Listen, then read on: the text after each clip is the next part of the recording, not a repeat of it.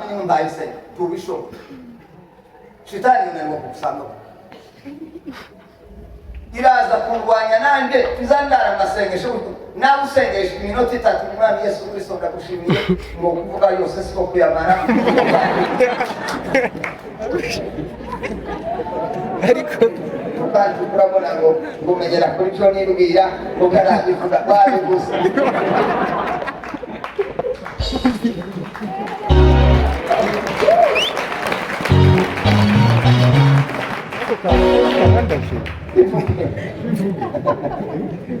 yorohereza ubona ko nta mwanya nta n'amagambo yifitiye akamavuga gusa ngo nuko nzobivuga murabizi byakubwiye mureke kubivuga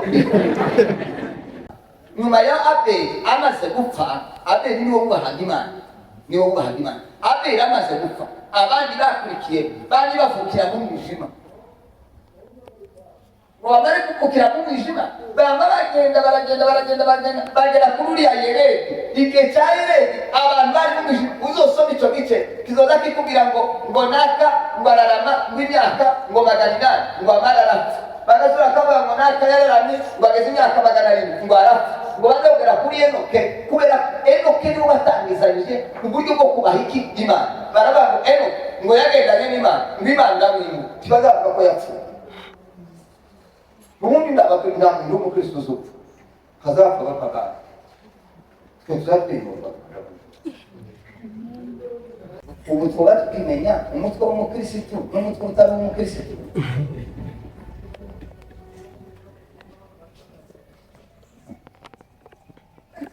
itakaza ni mukubona hariho d'abord ndaho gukora hariho kuvuga Kristo ashaka inama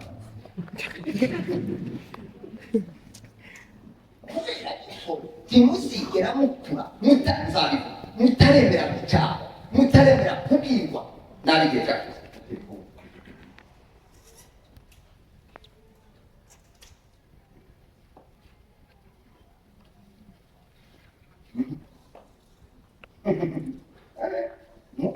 umwuka azakubwira ngo uciye muri iyi nzira abandi babona ko ari ikuri umwuka akubwira ngo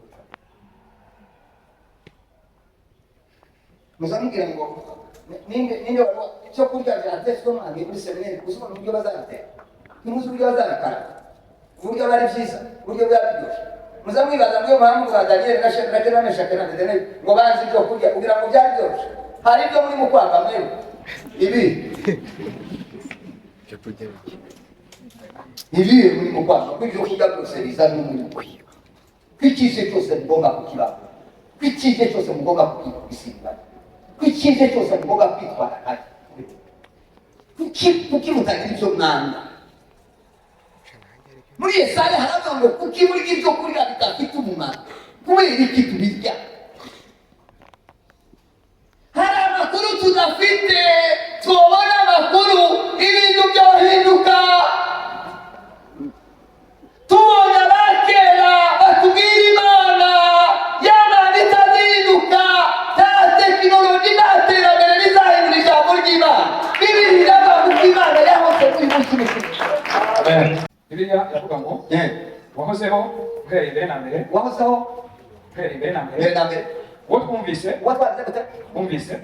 uwo twiboneye n'amaso yacu barenga kumva bagira gute baramibonera hanyuma kandi uwo twitegereje intoki zacu twitegereje intoki zacu zikomokaho iki cyakoze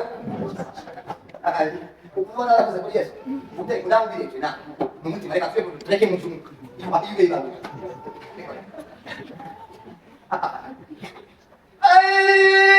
yavuze ngo nagize gute uwo twumvise twabanje kumwumva turamwumva kumva amateka yiwe kumva imbaraga ziwe kumva kugira neza kwiwe kumva urukundo rwiwe kumva imbabazi ziwe sema amina uwo twumvise nayo amatwi saya gusa yonyine nayo umutima biva aho ngaho ngo gute turamubona twarabonye nabonye Imana ndayibona niyo mpamvu nzanirinda buri kintu cyose ugiye kuryama usoreje kuri kanyumvira kuri korari ubu biteze ba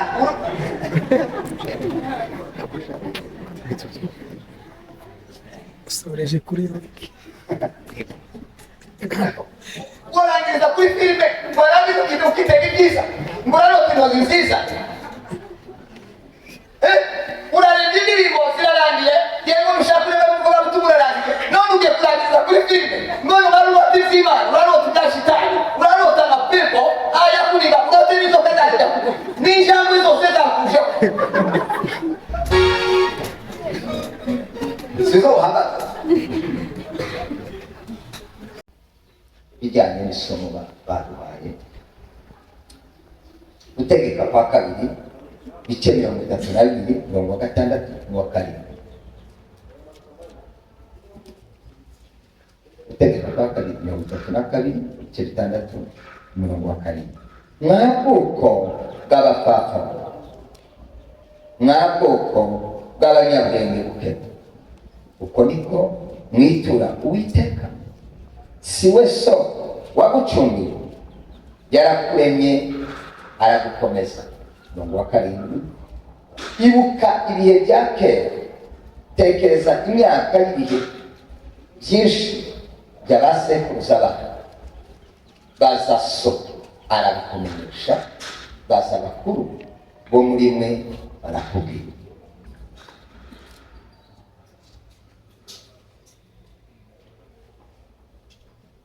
Nyuma yo gusoma iri jambo, hariho interuro batanze nagerageje kugira ngo wenda ndebe uko nisobanura nise gufasha, atari kugira ngo wenda mwabonye afishi yoba yarabihinduye oya sinabihindure, ariko nashatse ijambo rishobora gusobanuka neza kugira ngo nze kubisangira. Niyita ngo gutegura urubyaro uzakomeza gushima Imana. Guteguza urubyaro uzakomeza gushima Imana. Gutegura generation izakomeza gushimira Imana, cyangwa se izakomeza kuvuga amakuru y'Imana. Yango wenda ndaza kubivuga ejo. Gutegura icyo bisaba, kuko murategura mwebwe mwaje kuri kaminuza, mwaje gutegura cyo bisobanutse. Sinza gutera haleluya nyinshi kugira ngo ndebe ko hari icyo tubuze gukura. Nasomye ubundi nge nize mu Gifaransa, Icyongereza nacyo uzangunda kubwira abantu ngo habaye inama yo kumvisha abantu bakavuga mu Cyongereza no bimenye. Aya makuru bakayavuga no bimenye. Ariko ngiye gusobanura iri jambo narisomye muri Bibiliya 3 cyangwa se 4. Ya mbere ni Bibiliya twasomye, Bibiliya yera, na Bibiliya y'Igiswahili ndavuga uburyo havuga, mvuge na Bibiliya y'Igifaransa, noneho mvuge na Bibiliya ijambo ry'Imana. Uriya murongo wa mbere wa Zaburi 145 n'umurongo wa 4. Noneho undi nawe aze kutubwira mu Cyongereza icyo bisobanura. Ndaza guha umuntu asome mu Cyongereza, namara atubwira iyo ntero bashaka kuvuga. Mu Kiswahili havuze ngo kizazi kwa kizazi. Kizazi kwa kizazi ni ukuvuga ko ni generation ku yindi generation. Ibo niko bavuze. Cyangwa se urubyaro n'urundi rubyaro. Urwo rubyaro n'urundi rubyaro ngo bazakomeza, bazababwira. Hano Igiswahili kiravuga ngo kizazi kwa kizazi kitayasifu matendo yako. Kizazi kwa kizazi, urubyaro ku rubyaro, bo baravuga ngo bazavuga imirimo yawe. Turaza kureba ingorane zibaho iyo umuntu yavutse mu rubyaro utazi Imana. Urwo ruhererekane icyo ruzarutanga.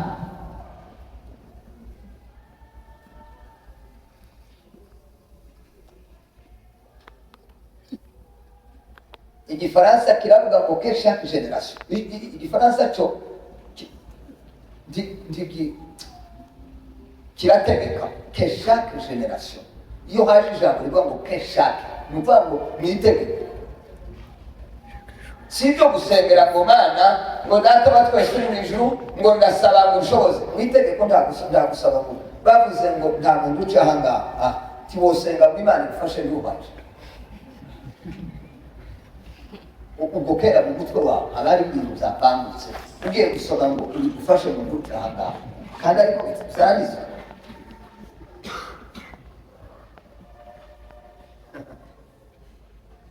Ko birumvikana buriya abantu batwara imodoka hariho sansenike imodoka igenda arayiga bamara bakamuha perimi barangije kumuha perimi baba bamubwiye ngo urabizi siko biza bigenda tiwoza ngo nushika muri sansenike ubanza uhagarika imodoka mu mvuga uti imana ngeze muri sansenike ariko umushoboze kuyicara kandi itegeko rivuga ngo ni sansenike. hari ibintu byo gusengera hari n'ibintu byo kubasaba ngo nyaboneka hari ahantu bibiri itadusaba idutegeka gusa gukora ibyo.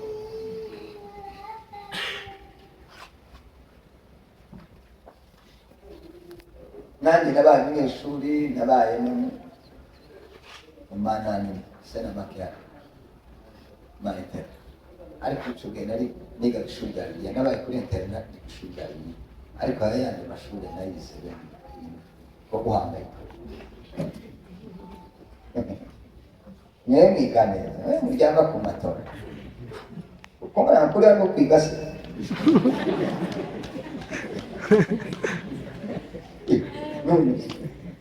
none se ukwiga uryama ku matora ukiga uhaye mu cyayi cy'amata uko mwana uri kuriga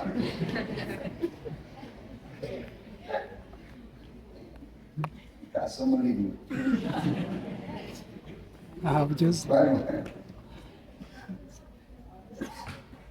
ijambo ry'Imana havuze neza havuze ngo uhoraho ababyeyi bazaje babwira abana babo ibyo wakoze bazaje babatekereza ibigwi by'ubutwari ababyeyi bazoza babwira abana babo.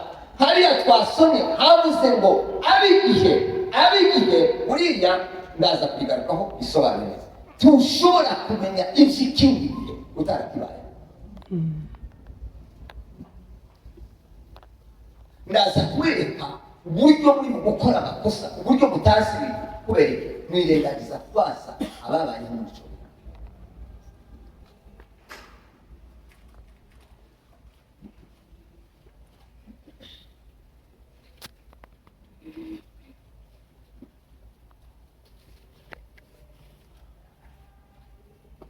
aha twari tuvuze ngo gutegura urubyaro ariko hariya kuri afishe hariho akandi kantu bavuze ngo gutegura itorero ry'ikindi gihe. iyo tuvuze ijambo itorero hari igihe abantu birukanga ku nyubako ubundi Bibiliya ivuga amatorero abiri hariho itorero inyubako rigaragara rifite identite ribarizwa ahantu runaka n'uburyo ryubatse n'umuyobozi waryo rifite abakristo rikagira n'abaririmbyi iryo ni itorero rigaragara. hakaba n'itorero ritagaragara ariryo twebwe. reka tubisome mu ijambo ry'Imana. gutegura itorero rizabaho rizi gushima Imana ariko rihabwa amakuru n'ab'igihe cyaje ubundi uriya nasanze Imana uburyo Imana yakoranye natwe twebwe n'abandi bakoranye siko ikora ubunyine tugomba kumenya rero ibyo ngibyo ese yakoze ngo nigeze kumva abantu baba bavuga ngo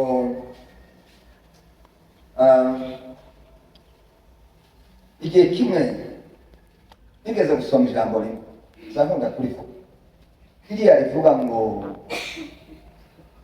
Eliya yarazamutse soma hanze avuga ngo tuzasanga muri Imana ndashaka kuguruka sirehema iri jambo nibyo cyangwa se si tugomba ngo hazaba igihe abantu bakora ibintu bahabira mu bakozi bidasanzwe hariho abandi babikoze ubu ntabyo muhamukora abandi batakoze ahubwo ni ukwiga kubikora kurenza uko babikoze. ndasenga ndasoma ijambo ndasoma ijambo no guca umusimena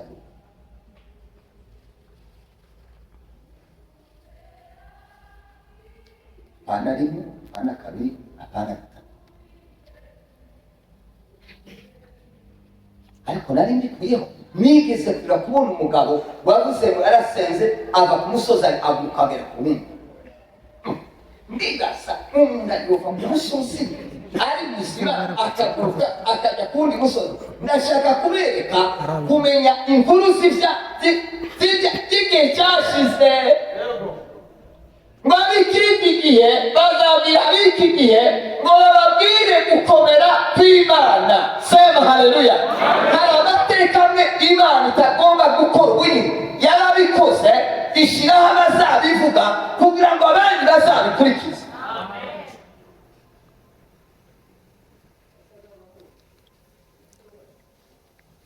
ngo umuco umunsi umwe twatuvuga, umuntu arambwira ngo none ngo kubera iki ngo budashobora kuruka. Ndamubwira ngo Imana si telekomande, igira igihe cyo gukora ikintu ikagisiga nk'amateka, ukakibwira abandi bakakibwira abandi. Ndaza kugaruka kubyo muhaye ubundi timuhamwika igitarabaye ko muri ibyo abandi bize, kandi abo bahanga bigisha nabo barabyigishije n'abandi barabyigishije. Ibyo tubyemezwa n'ababanje bahatwigisha, baratwigishije mu bintu byavuye mu mpera cyangwa se n'ingubi. Siko twize mwebwe, siko mwize kandi iswara muri iswara, siko mwize sinitwaje usamaze kumenya ubwenge narabihakana.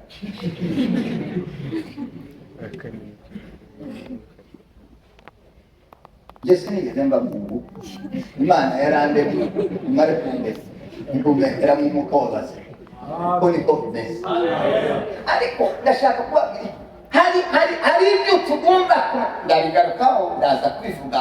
Noneho rero iryo torero cyangwa se iyo generasiyo cyangwa se urwo rubyaro, tugomba gutegura urubyaro ruzavuga iby'Imana yakoze kera, kuko itari ibikora ubunyine. Hari ibyo yakoze Imana ntiyari ikamye inyanja, nta nyanja ishobora gukama ubunyine, ariko yarakamye. Ibyo mugomba kubibwirwa n'abicoboye.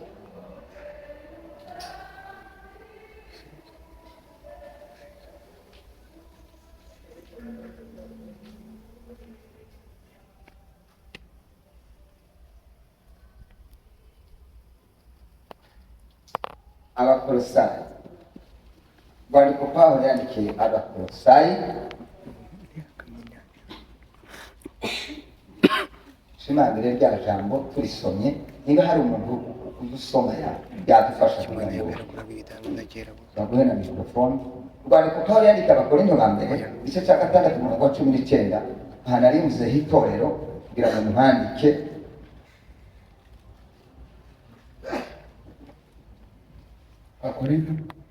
Abakorinto ba mbere 6:19 bere kuri 20.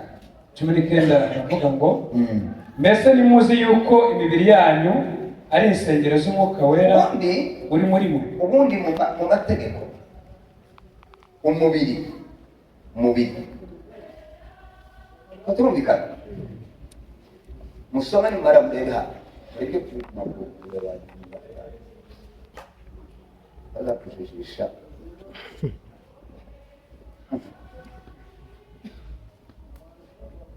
Ninde ufite itegeko ku mubiri we?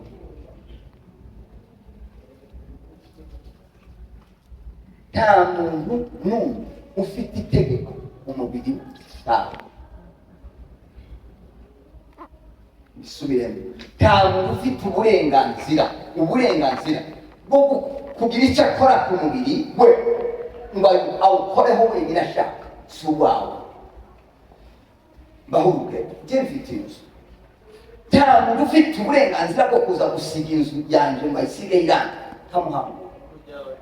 Habe n'ubwo bovuga ngo rivuye mu Bashinwa bo hirya y'Abashinwa bakalizana, ntafite uburenganzira. Ese turi kumwe?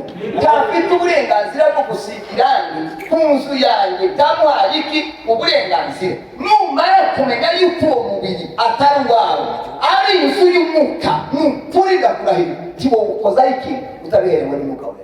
Amen.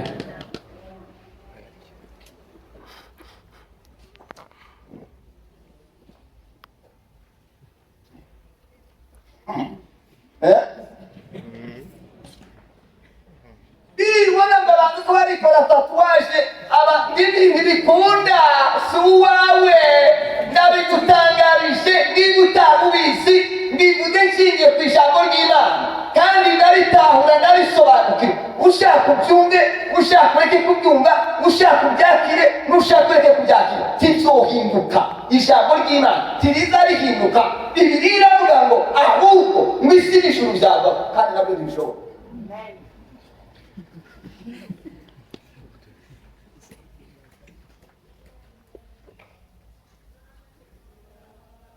Waje ukangora umubiri wawe se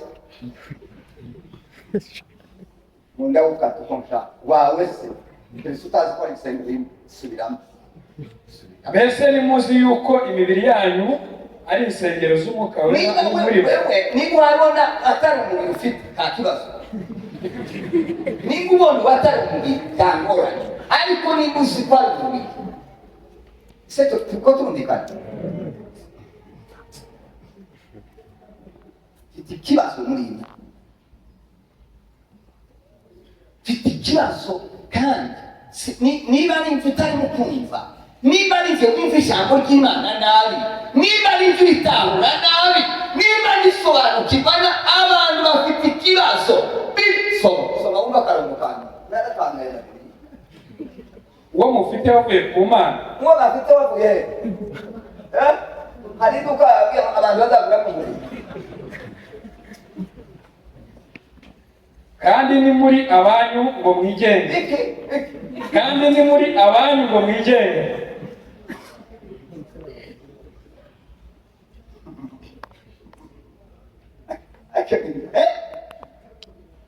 Timura abanyu ngo mugire gute?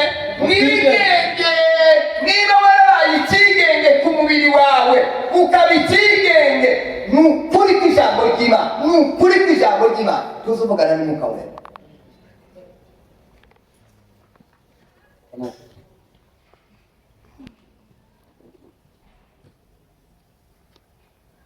Zanye ngeze hariya muri gare, sohotse mu modoka mbona abasore n'urubyiruko baransuhuza, ndaramira ngo basi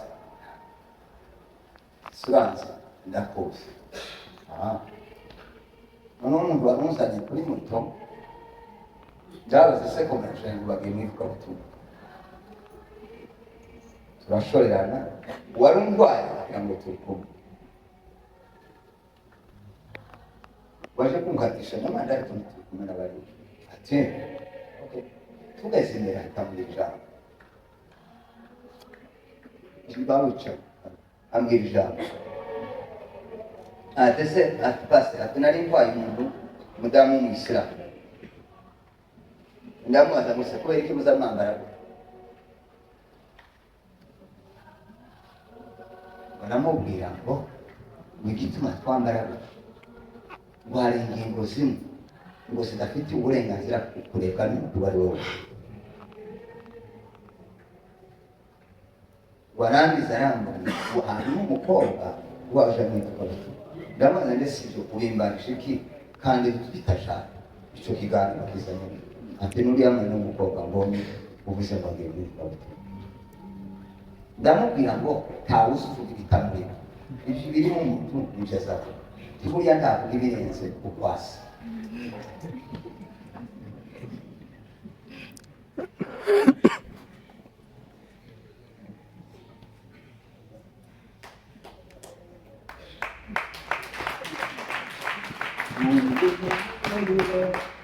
Mungu ni yule sana hata leo yeye habadiliki. Mungu ni yule sana hata leo yeye habadiliki. Mungu ni yule, Mungu ni yule, jinsi alivyokuwa tangu awali. Imana ni ipya, uko yabayo kera, tizahinduka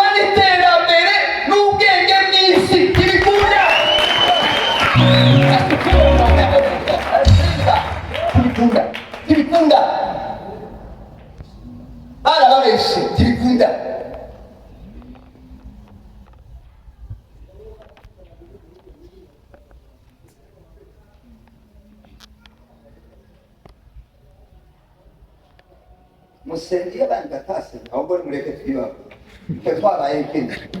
Haleluya! Mungu ni yule yule uko yafuhira mu mubiri wayo igafuha na bugingo n'ubu uko yavugaga mu mubiri wanje n'ubuturo bwanyu turi ubuturo bw'Imana. Imana idutuyemo ukabona Imana yo guturamo wewe bishingiye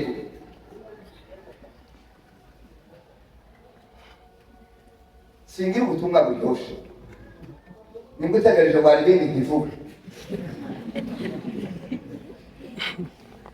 irifuga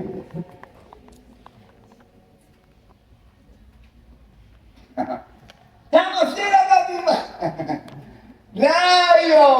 ndayo nibakata imirongo mu mutwe ngo natwe tuyikate ntibikunda. Mungu ni yule yule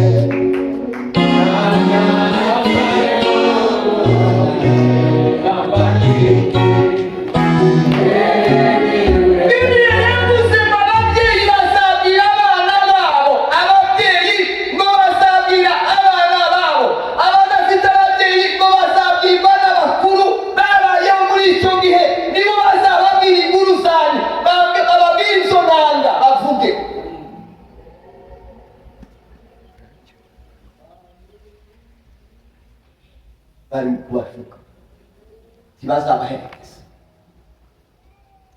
Numvise icyo mvuze cyo kinyarwanda kirumvikana, barabashuka ntibazabaherekeza. Mungu ni yule yule.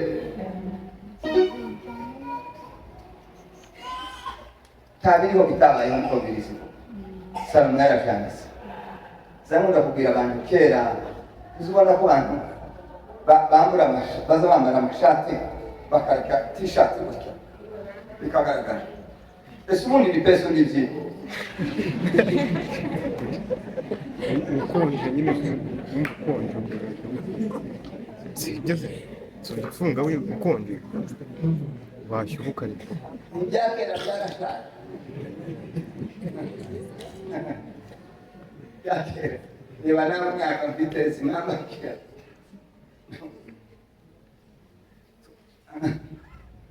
wowe ukagira ngo wavumbuye ibintu bisha ibyakera uratora ibyo twasize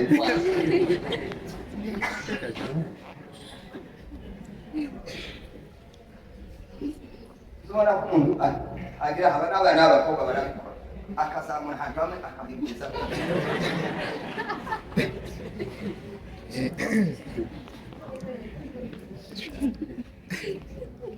iby'isi Yesu yabivuyemo ubw'amaraso y'ibinyanuku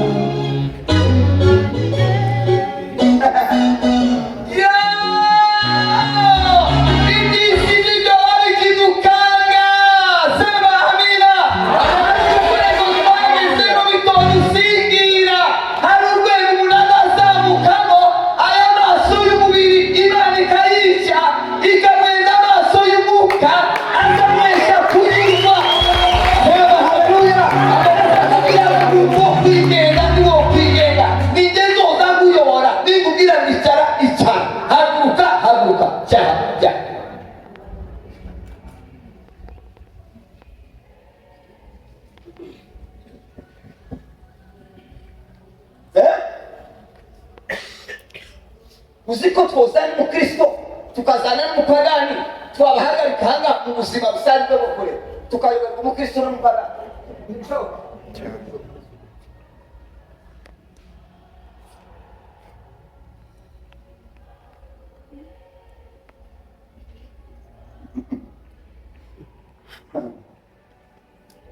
Dore rero mvuga y'amagambo atanu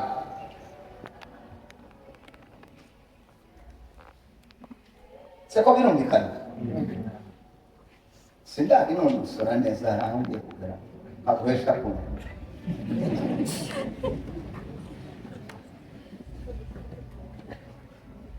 Mwihangane abo wenda bagashika ababyeyi gashika byarabaye turabizi, ariko kandi udafite umubyeyi afite umukuri, ugasanga ufite umubyeyi umubyeyi yabwira umwana ngo wewe ukubera iki ushikaye amasaha ariko mama ni uburenganzira bwanjye bwo kuzira igihe nshaka. Ni uburenganzira bwawe.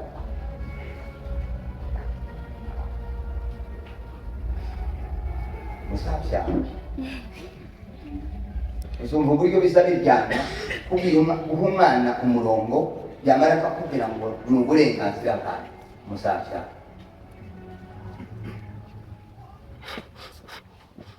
uburenganzira bwawe wavuye mu ijuru.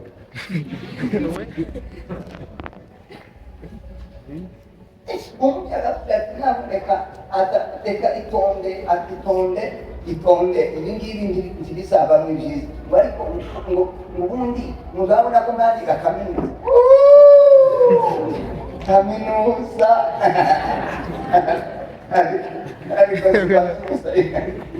ugiye kumufatisha udatashye ku ishuri kuri mwana kaminuza kera ku isa rw'icyongereza kizaguhekana kizagishira hari umunsi kizagishira.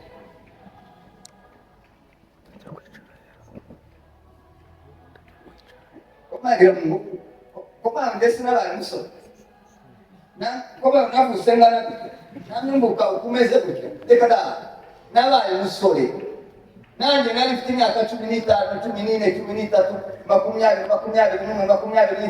ngagenda nanjye iyo myaka nta kintu nyobe ngira umubisha amenye Imana asoma ijambo ry'Imana nzamayeri yose y'amapepo n'amadayimoni ndayazi.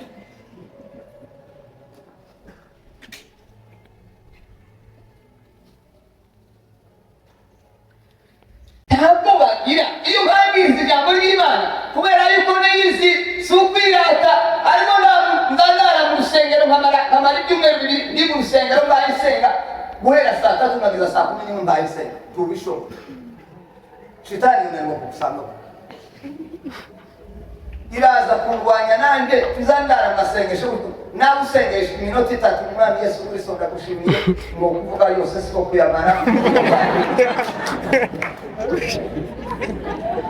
ariko kandi urabona ngo umenyera kuri cyo nibwira ukarabivuga bari gusa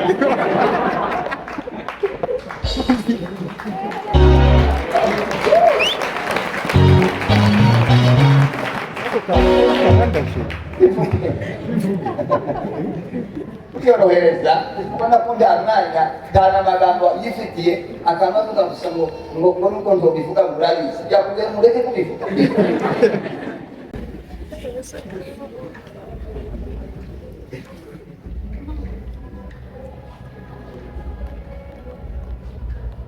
Gutegura urubyaro cyambere tutazibagirwa ibitangaza by'Imana. Hari ibyo Imana yakoze itarimo ikora ubunyuze ndaza kubigarura mu buryo bw'imyigire bihaye byigwa mbere buryo muhamumenye ibintu kandi mutarabibayeho kandi mukigishwa buryo mukabyibagirwa. Hari ibyo muri mukigishwa bakabwira ngo ntimukabyibagirwa siko bimeze. Cya kabiri utazibagirwa gukomera kw'Imana. Utazibagirwa gukomera kw'Imana. Urubyaro utazibagirwa gukomera kw'Imana. Cya gatatu utazibagirwa imirimo Imana yakoze. Iyo batwigisha baratubwira ngo kumenya aho u Rwanda rwavuye n'aho rugeze. Utazibagirwa ibyakozwe. Niba twumva ko tugomba kwiga ibyo mu isi amateka y'isi tugomba kwiga n'amateka y'Imana. Icya kane utazibagirwa ineza y'Imana. Si izindi ndirimbo baririmbye indirimbo bavuze ku ineza y'Imana bayivuze abantu baririmbyemo bavuga ijambo ry'ineza. Icya gatanu utazibagirwa imbaraga z'Imana. Utazibagirwa imbaraga z'Imana. turashaka rero gutegura urwo rubyiruko cyangwa se uwo muryango cyangwa se iyo generasiyo cyangwa se iryo torero ritazibara kuko bizabisibagirana iby'Imana. Ngira ngo nzagaruka mbereka ese kuki ni gute tuzobyina, hagomba gukorwa iki, tuzabigaruka. Malaki ibice 15. Mwumvire ijambo soma papa. Malaki ibice 2:15. Bibiliya iravuga ngo yego, mbese ntiyaremye umwe naho yari afite umwuka usagutse. nubwo yari afite umwuka wo kurema abantu benshi, ubundi Imana yaremye umuntu umwe, niwe yaremye. Uwa kabiri umukura muwo yaremye. Bamusomegera basobanurira. Bibiliya iravuze ngo mbese ntiyaremye umwe Aho naho ntiyari afite umwuka umwe usagutse. aho Icyatumye arema umwe ni iki? ni iki nyine? Nuko yashakaga urubyaro rwubaha Imana. Yashakaga iki? Urubyaro rwubaha Imana. Nuko rero mwirinde. Ushaka kurekera mamaze gusoma umunamke n'umwana gusoma muhite munamuka mu mbere. Ubundi ni kwaba je nize pedagogy nize iby'uburezi ibyo nize. Noneho rero iyo ngiye kuvuga ngo umuntu ubundi muri pedagogy sigomba ngo wigishe umwana areba hasi, biba bipfuye ndacubaye ko muze mwandika nimara no mu ndamuka. Imana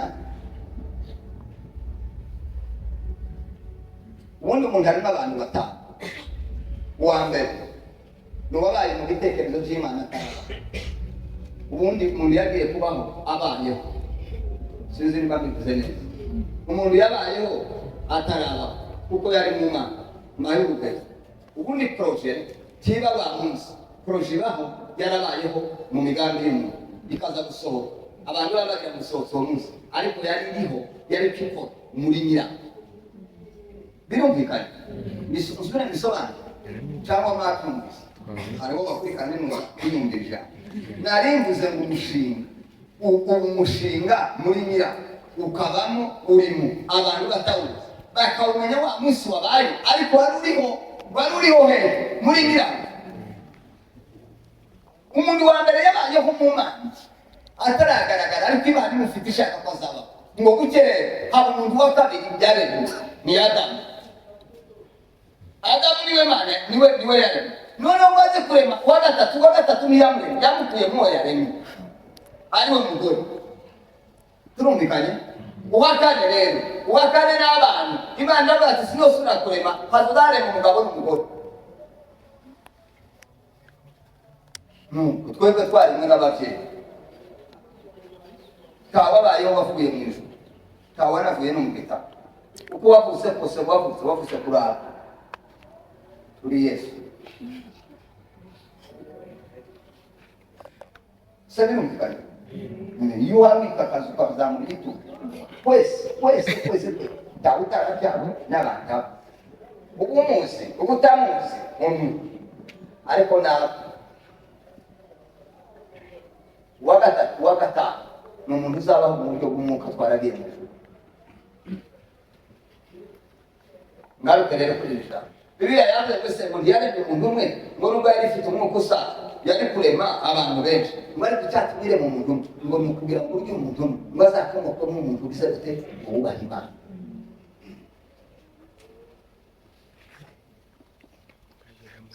Abazababuranira abagore babiri bazabanza gusomanga.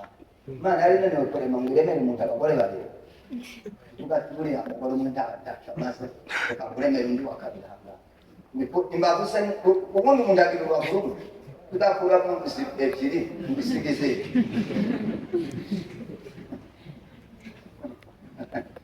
Uhanga n'ibintu gusa bitatu mara bakabaye Bibiliya kubera kudasoma Bibiliya urumva ngo abagore babiri nta ngorane ngo ni mu isezerano rya kera se bashatse ariko Imana yababwiye abakera bose niba ubundi se ngo ingoro yize kuko yabakoresheje gukoresha si Imana yakoresheje n'ibiti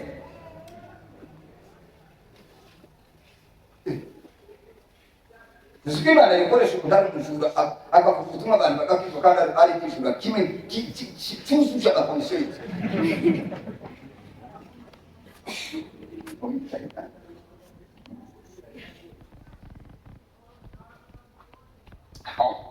Nyuma ya Abeli reka mbabwire aya magambo. Ubundi Abeli niwe muntu wamenye Imana. Ndiko ndagaruka ndaza kugera kuri bya bintu navuze ngo kizazi kwa kizazi cyangwa se ngo abikindi bazagira iki.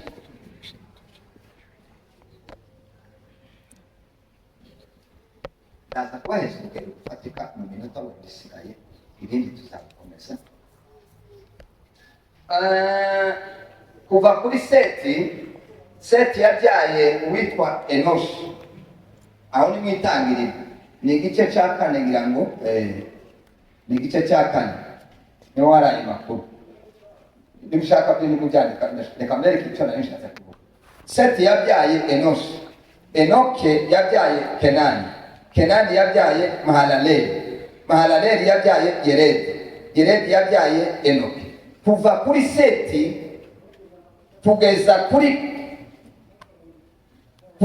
kuri Yeredi, urwo rubyaro, izo mbyaro zose bari abantu batazi Imana, bari barataye Imana. Nyuma ya Abeli amaze gupfa, Abeli niwe wubahaga Imana, niwe wubahaga Imana. Abeli amaze gupfa, abandi bakurikiye bari bavukira mu mwijima.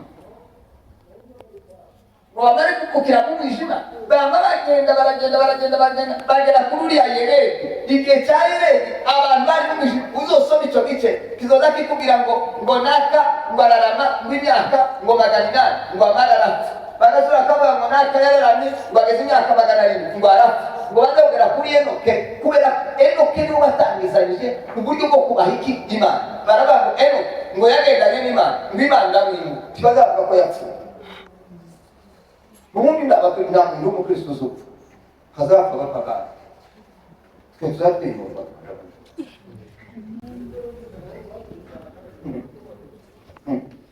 Kuri aya munsi nitavye Imana bazavuga ngo napfuye. Nitavye Imana, Imana yampamagara, nimuwe navuye mu isi. Byo kuvuga ngo ushaka tutazapfe ariko uje mu bakozi ngari. Niko ijambo ry'Imana. Enoke kubera yuko yubasha Imana agendana n'Imana, ariko Enoke yamenye amakuru, yabwiwe amakuru y'ibitangaza by'Imana, abwirwa uburyo Imana yarengeye Aburahamu iramurenga, Nowa igihe cyane yamenye ibintu. Ese turacyari kumwe? Bavuga ngo amen.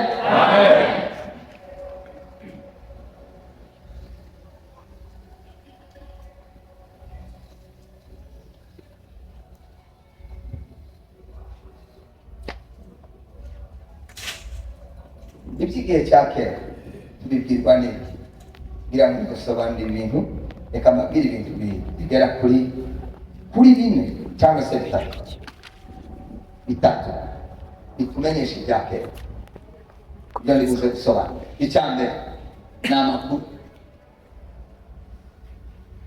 amakuru, inkuru, cyo ni kimwe. Cya kabiri ni amateka, nakora ni bine. Icya mbere ni amakuru, icya kabiri ni ibimenyetso, icya gatatu ni amateka.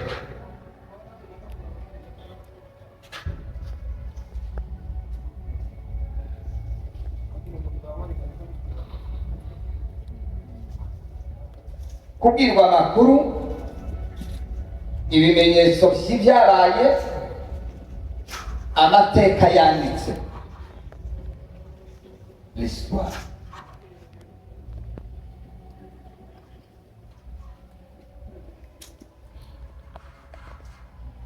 Kubera iki abantu batagifite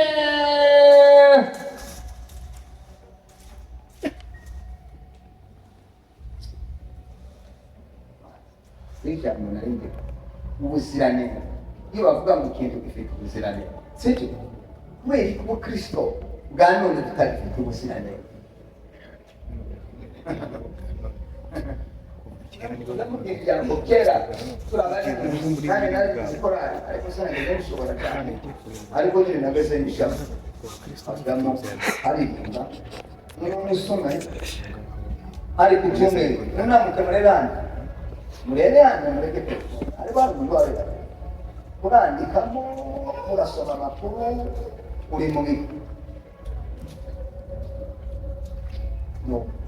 noneho turatambutse imbere kuri iyi ngo turangize pasiteri aradutambutsa turi abasore batatu none tutambuka imbere tuvuye mu bana ngo abana turebana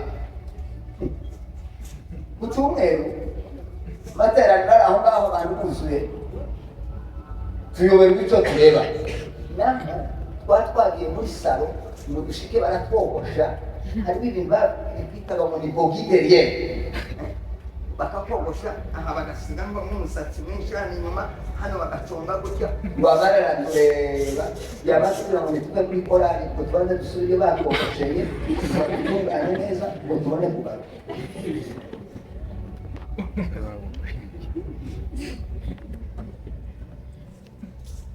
ubu twaba tukimenya umutwe w'umukirisitu n'umutwe utari umukirisitu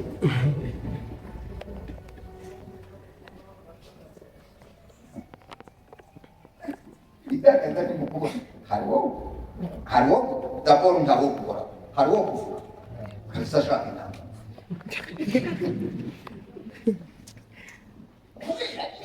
timusigera mukura mutaremera gucyaha mutaremera kubwirwa nabigiye cyane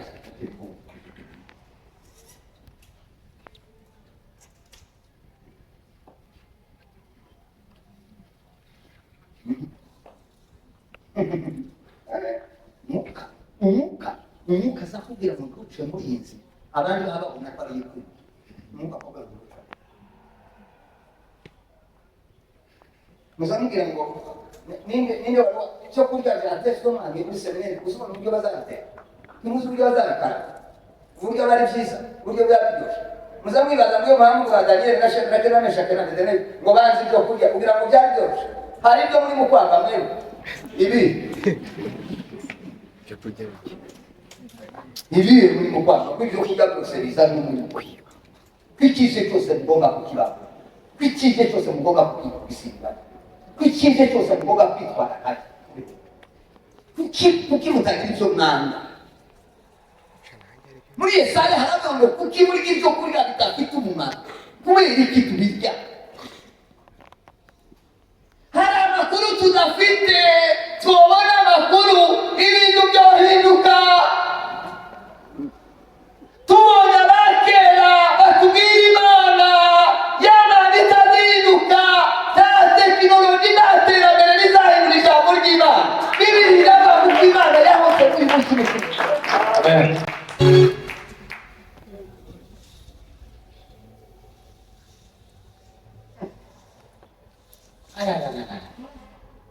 erega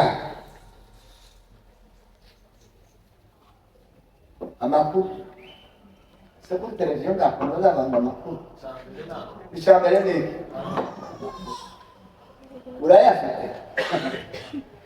urayafite amakuru ya kera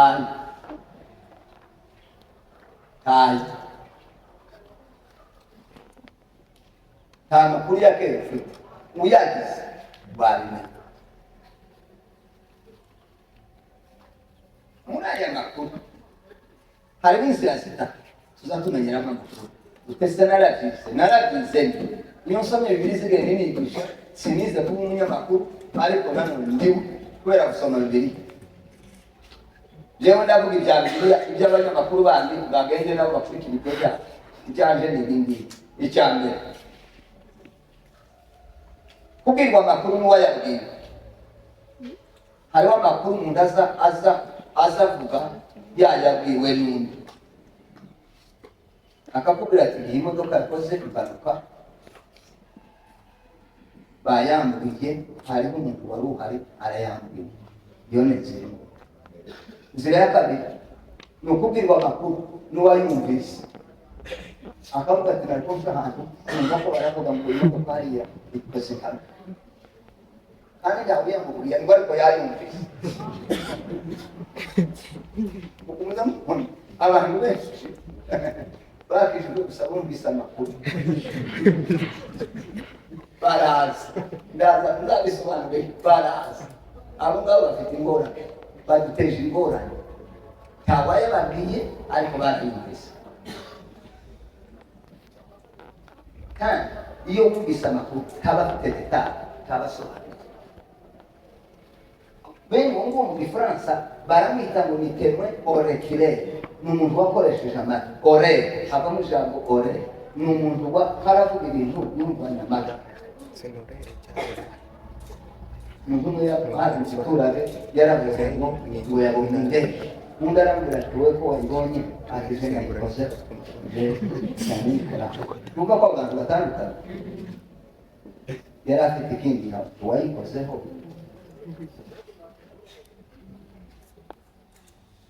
kubwirwa amakuru n'uwayabwiwe kubwirwa amakuru n'uwayumvise icya gatatu kubwirwa amakuru n'uwabaye aho ibintu byabereye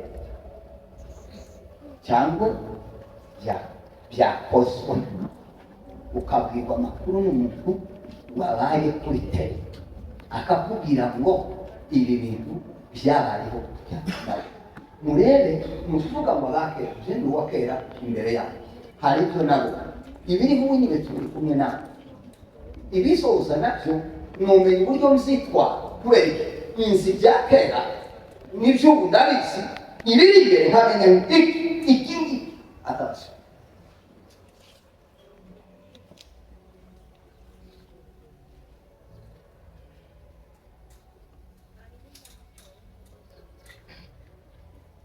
somo gutegeka kwa kabiri igice cya mbere 35 kwa kabiri igice cya mbere mwaranaga gusobanura ahangaha aho urugero rumwe ni ukuri nta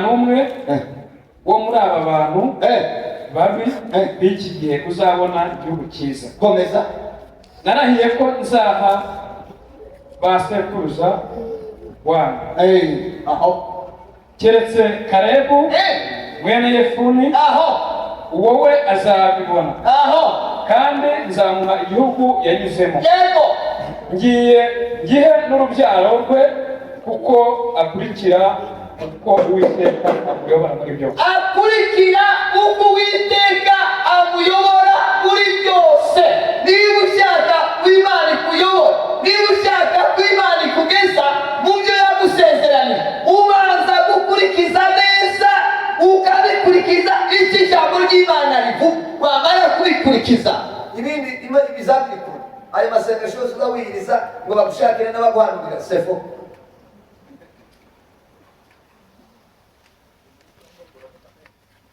kubera Yoshua na Kalebu ntimuzi ko Bibiliya ivuga ngo abantu bose barageze mu butayu barapfa bapfa kubera ko binangiye ngo bibuka kandi ibyo basize hasigara Yoshua na Kalebu baja gutaka igihugu ntibaze gutaka igihugu icyatumye bavuga ariya magambo bo babanje bari mu bya kera nibo bantu bazi uburyo Imana yabasohoye ese turi kumwe nibo bamenye uburyo Imana yabakuye muri Misiri muri Egiputa nibo bamenye uburyo Imana yababwiye ngo musige amaraso ku ngoma nizo zintu babona icyo nibo babonye uburyo amaraso agira gute arinda Imana yari yababwiye ngo mugende mubage umwana w'intama nimurangiza mubusige gusa aha ku ngoma nizo z'umuryango n'ibisiga ya fere ni yanyu barabimenye bibutse ibyo ngibyo ngo bagere mu butayu Imana irababwira ngo igihugu nzokibaha nimugende mutate ariko kera narabivuze ibo bibuka ibya kera ese turi kumwe basubiye mu mbaraga z'Imana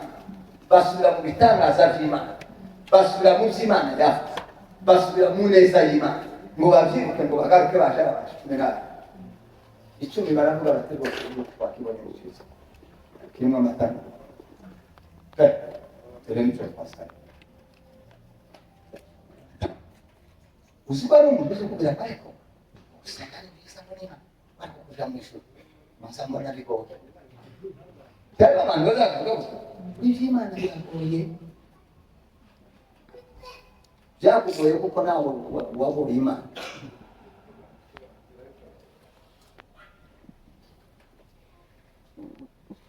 cumi bavuga ko batazashaka igihugu. Yesu anakare ijambo rya mbere baravuze ngo nibwo Imana itwishimiye niba itubaraho ikabona tuhagaze neza igihugu tuzakwishyura. Kandi basubiramo abantu barababwira bati Imana ntiyadusezeranyije ko tuzakivamo. Kubera iki?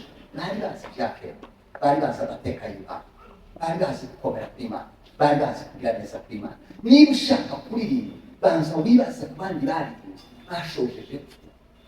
Niba ukunda kuramya Imana banza wibuka abandi baramije Imana. Ese barangije gute? Bibiri iravuga ko Dawudi yari afite abaririmbyi bahagaze baririmba amasaha 28 kuri 28 kuri 28 mu nzu y'Imana. Nta munsi n'umwe hasigaye gutyo hatari mu kuguramya ahimbaza Imana. None se mwebwe muri mubona turi abaririmbyi kwe? Uko ni umwuga ni akazi kacu. Uko ni ibivuga hariho bawese none ngo turanatureka mu indi mirimo ngo tuba baririmbyi ni mubire. Hariho abandi babaririmba amasaha 28 na 28 umuntu yakwibaza ngo se ntibageze bake bari babayeho. Tuzomenya tugeze mu ijuru twese.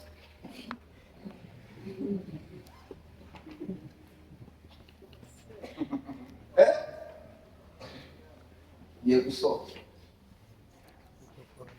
Yohana wa mbere rwandiko rwa Yohana wa mbere ibindi tuzabikomeza nagira ngo ejo.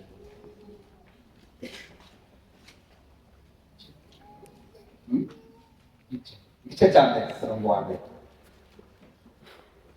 Bibiliya iravuga ngo wahozeho uhereye mbere na mbere, wahozeho uhereye mbere na mbere, mbere na mbere, uwo twumvise, uwo twagize gute twumvise, uwo twiboneye n'amaso yacu, uwo twumva ko ariho kumva barenga kumva bagira gute baramwibonera. Hanyuma kandi uwo twitegereje intoki zacu, uwo twagize gute twitegereje intoki zacu zikamukoraho. Iki cyabikozeho ubona warakoze kuri Yesu uteko nawe ubirebye nawe mu mutima. Reka tureke mu juru iyo ubebawe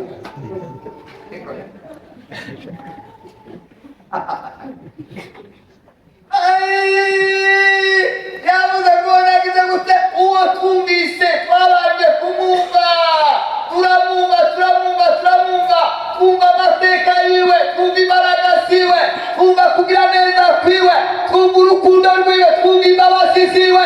Sema amina.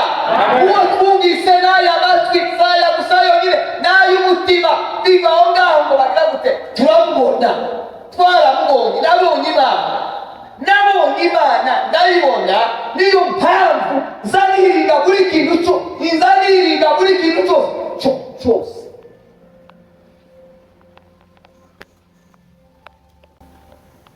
Iyo umutima umuriye mu rusingo rw'ikindi bana akunda ugashiremo akundiye kuvuga sinzanonga ku murongo nkundiye kurya mwuka yari abandi bageze kuri mbese kuko utagira kugira ngo abandi bageze biba birangira haba kakurangirana.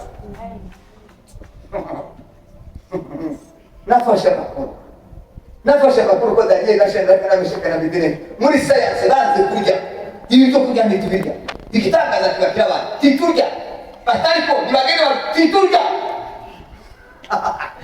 Bega abagabo we titurya bati nyamara baranikisha titurya.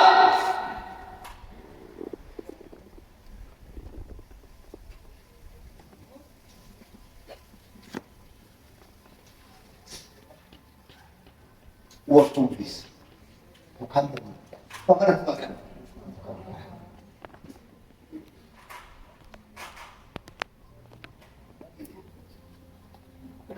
soze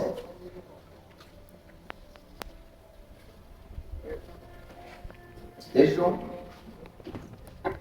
nzakomereza ku bimenyetso. Ubundi biroroshe urabizi 1996 habayeho jenoside yakorewe Abatutsi 1994.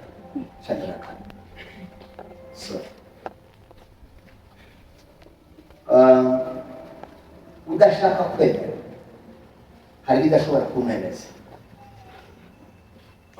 Uzatubwirwa amakuru.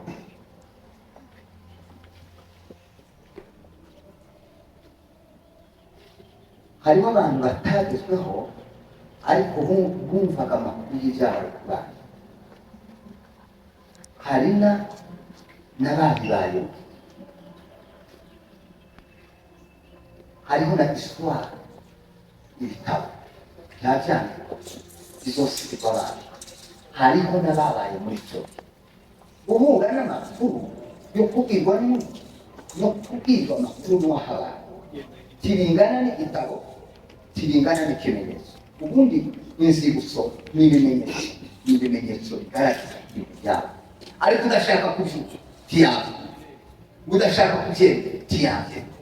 Nicyo bituma no muri Bibiliya tuzabigarukaho. Haba n'ubwo twovuga ibimenyetso bimeze gute, udashaka kumva ntazabimenya.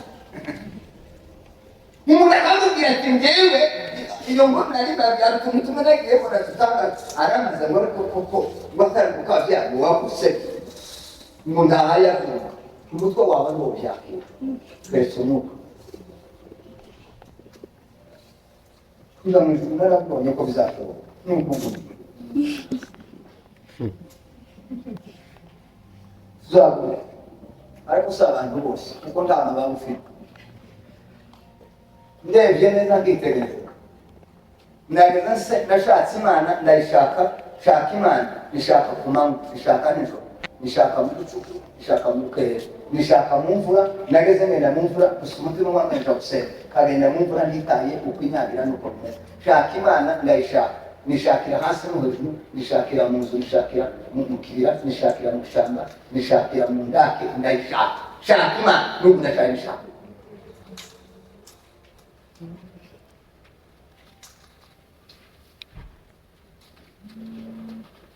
Kandi nayishatse nkiri umusore. Yewe nageze niga mu ishuri nkiga, numva umutwe urarusha ngatora Bibiliya. Napfa gutangira gusoma kamasa naho bafuse ibintu byose umutwe ukamubamusha kagotomera.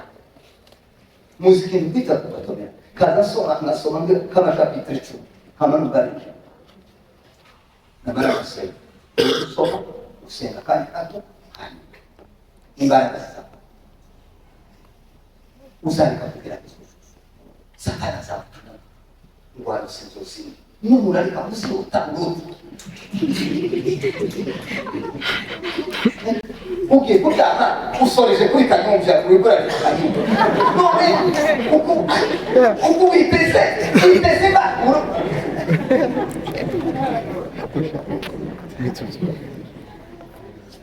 usoreje kuri ro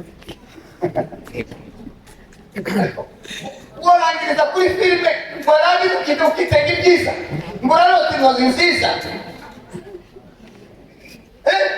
Urarenga indirimbo zirarangiye, yego nushaka urebe n'umvuga butumwa urarangiye, none ugiye kurangiriza kuri filime, none urarota iby'Imana, urarota ibya shitani, urarota amapepo aya kuriga, urota n'inzoka zajya kugura, n'injangwe zose zakujeho. Sizohabaga.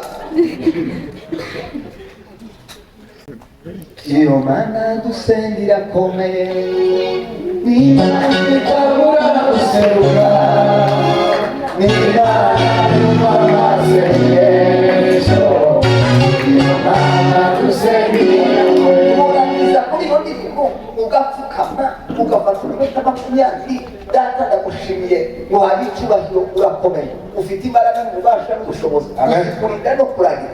Iyo ryameza ryamanizigu ntabwo wasinzanika. Ijambo ryawe riravuga ngo mwiye tujyamuze tubera amaso. Bibiliya iravuga ngo warantase urandata uramenya, nawe ndaryamye ndakuzi kutagusinzira wewe. Imana iri ubwoko bwayo ngo ibibazo bisinzira. Haleluya, Bwana Yesu asifiwe. Iyo ndirimbo yose kuri kw'ijambo ry'Imana ntacyo gutungana. Bashobozi Imana yaheze umugisha. Amen.